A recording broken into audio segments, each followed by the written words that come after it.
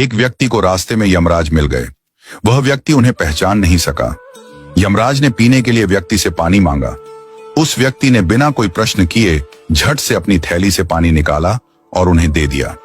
वृद्ध ने कृतज्ञ होकर जल पिया और फिर कहा, वत्स, मैं यमराज हूं। आज तुम्हारी आयु पूरी हो चुकी है और मैं तुम्हारे प्राण हरने आया हूं। यह सुनकर व्यक्ति का चेहरा सफेद पड़ गया। हृदय कांप उठा।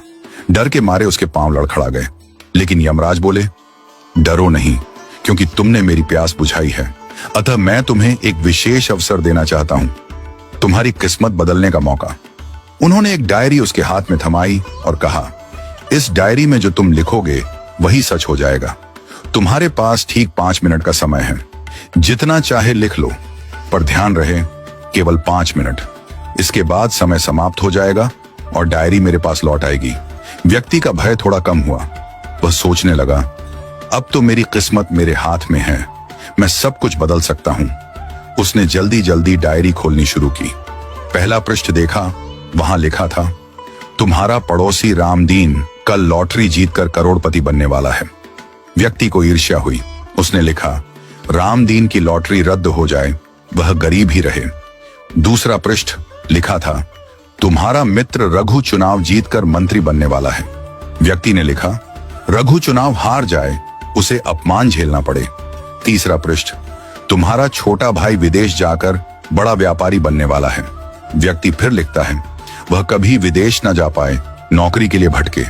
इस प्रकार वह एक एक कर पृष्ठ पलटता रहा और हर पन्ने पर दूसरों की खुशियां मिटाने लगा। उसका मन ईर्ष्या और द्वेष से भर गया था। अंत में उसने डायरी का अंतिम पृष्ठ खोला। यह उसका अपना पृष्ठ था, जहां लिखा था, अब तुम अपने जीवन का भविष्य तय कर सकते हो। वह मुस्कुराया, पेन उठाया, लेकिन तभी एक ठंडी सी आवाज आई, वत्स, तुम्हारा 5 मिनट का समय समाप्त हो चुका है। यमराज ने धीरे से डायरी उसके हाथ से ले ली और कहा, तुमने अपने जीवन का सबसे कीमती समय दूसरों का बुरा सोचने में बर्बाद कर दिया। न स्वयं के लिए कुछ लिखा, न अपने जीवन को सुधारने की कोशिश की। यह अवसर तुम्हें ईश्वर ने दिया था, पर तुमने अपनी दुर्बुद्धि से उसे खो दिया। अब पछताने से कुछ नहीं होगा। व्यक्ति फूट फूट कर रोने लगा। हे यमराज, एक मौका और दीजिए, बस एक बार। यमराज शांत स्वर में बोले, वत्स, समय और अवसर दोनों यदि एक बार निकल जाएं, तो फिर लौट कर नहीं आते। यही सत्य है, यही धर्म है। और फिर यमराज अदृश्य हो गए। समय अनमोल है, इसे सोच समझकर उपयोग करो। ईर्ष्या और द्वेष जीवन को नष्ट कर देते हैं। यदि ईश्वर तुम्हें कोई शक्ति या अवसर देता है, तो उसका उपयोग अपने और दूसरों के कल्याण के लिए करो। दूसरों का बुरा चाहने से तुम्हारा भला नहीं होता। जो व्यक्ति अपने भाग्य को सुधारने की जगह दूसरों को गिराने में समय लगाता है, वह अंत में अपने हाथों अपनी ही हार लिख देता है।